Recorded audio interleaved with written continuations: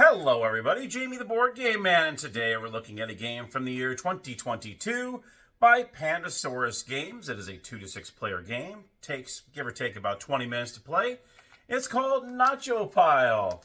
Now in this game, it's a pressure luck game as you're drawing one chip at a time, but you don't want to grab a chip that has the same number as what you'd already pulled because then you lose all that you get. You try to bank as many chips as you can, but you don't know who the winner is until that very last chip is left in the bag. What do I mean by that? Well, let's head on down to the gamer's table where I'm going to show you how to play Nacho Pile.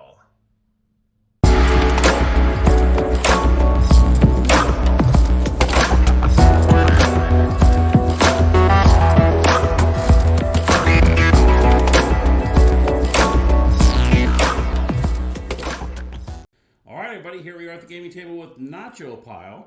I'm going to go ahead and open this, and this is going to freak a lot of people out. But what you do is you actually tear this across the top just like you would a regular bag. So you just tear this across the top here.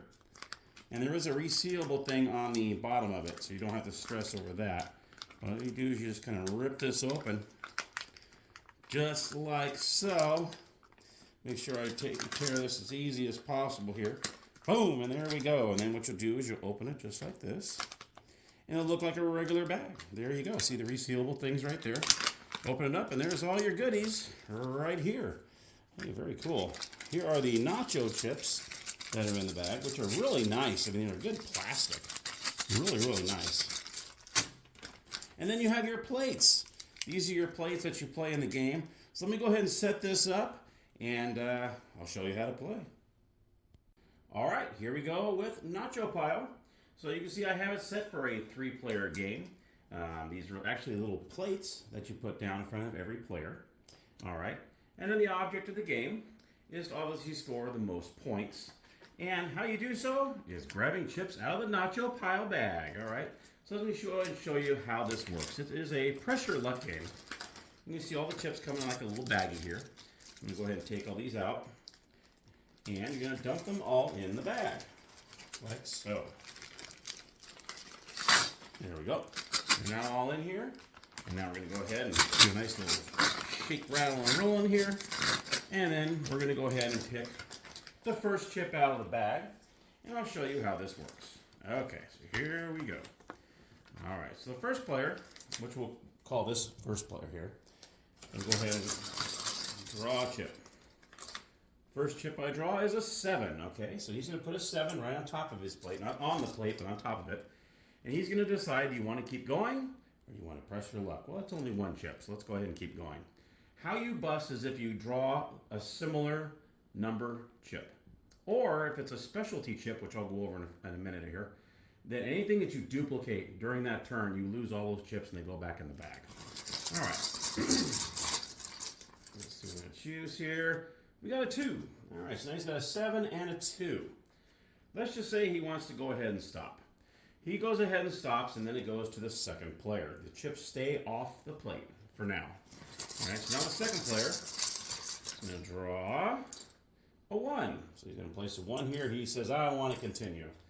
He's going to go ahead and grab another chip out of here. Okay. And it is, another 1. So, unfortunately, he has busted. So what happens is you put both of these chips back in the bag, and he has no chips on top of this plate. So now it goes to player 3. All right, player 3 is going to go ahead and draw. He draws a 1 as well. All right, so he continues to go on here. He draws a 7. Okay. Now we're going to go ahead and say he decides to stop. So when he stops, you're always going to look at the chips numbers here and see if anybody else has those chip numbers on top of their plate. So for this example, he doesn't have a 1 over here, but he does have a 7. So this 7 would actually be taken from this player and placed on his. Okay. All right, so now his turn is over, and now it's back over to player 1. Now he has 1 chip that still remains, so he gets to place that on his plate, and it is now safe. Okay. So now player 1 is going to grab into the bag. I think you're probably starting to get the gist of this here. He gets a 6. All right, so he grabs a 6. You're going to place that there. All right. And then he chooses a 5. He's going to continue on. He's going to go one more. It's a 7. Oh, that's a big one right there. Oh, that's huge. Okay, so he decides to stop. Well, guess what? Those 7s over there are going to go right back to him. So he's going to take both of these 7s and place them with this 7 here. All right, and now it goes to player 2. So you kind of get the gist of it that, you know, if you draw duplicates, obviously you bust. They go back in the bag. You already saw that example. And if you have the same number that someone else has on top of their plate, not on their plate, then you're able to take those. Now let's go ahead and go over these specialty chips that are in the bag.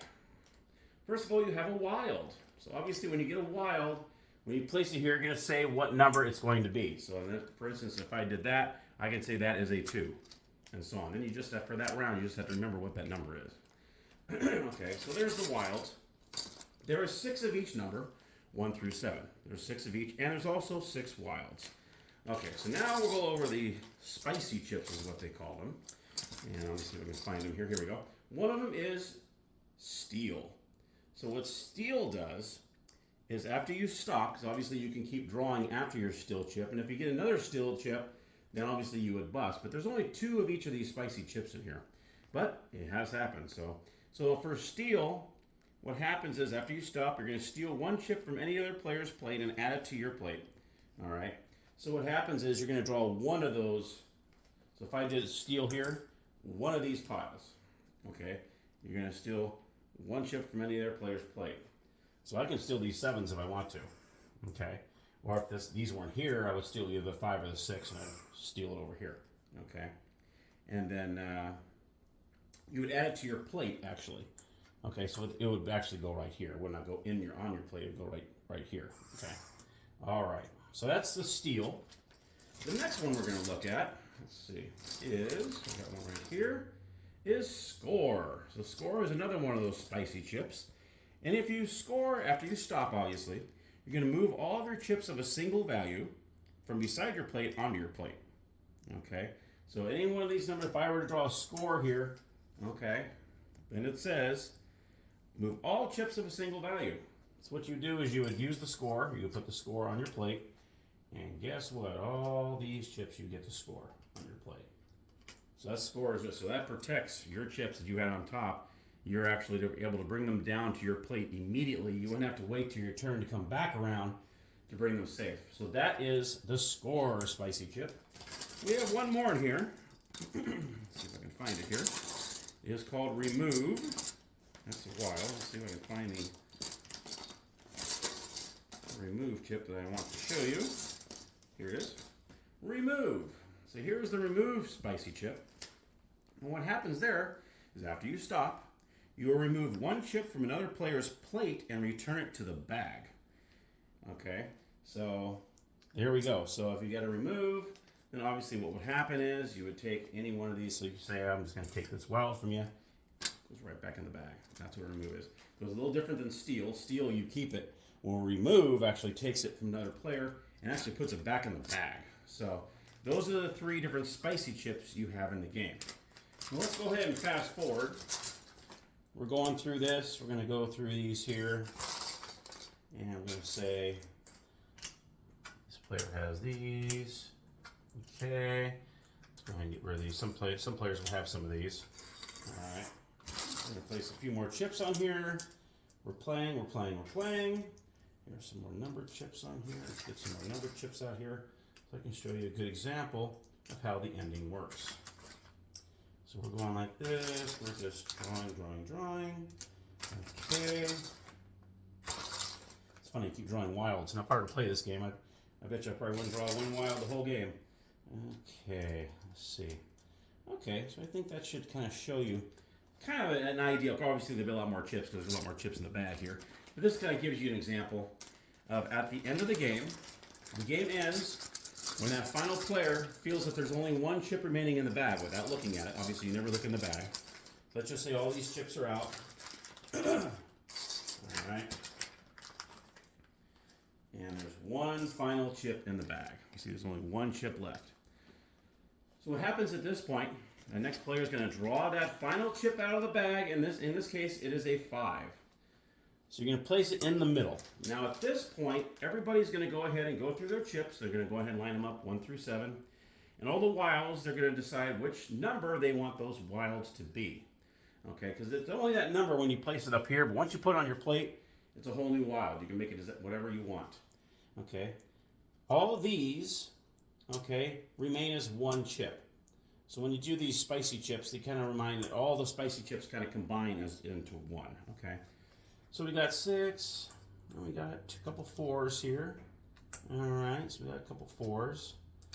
And I can make this wild whatever I want. Let's just say I want to make it a 5. Okay, I'm going to place this as a 7. All right, because it has to be a 7. I'm going to come over here. He's got a 1. He's got some 7s here. Okay, he's got a 5. He's got a 3. All right, he's got a 2 here. He's also got a 6. Okay, now he's going to come over here. We're going to have a 1. He's got a 5. He's going to go ahead and make this wild a 5. He's going to make this wild another 5. He's going to go 3. He's going to go 7. Obviously, you know, there's going to be more chips. But this gives you a good example. All right.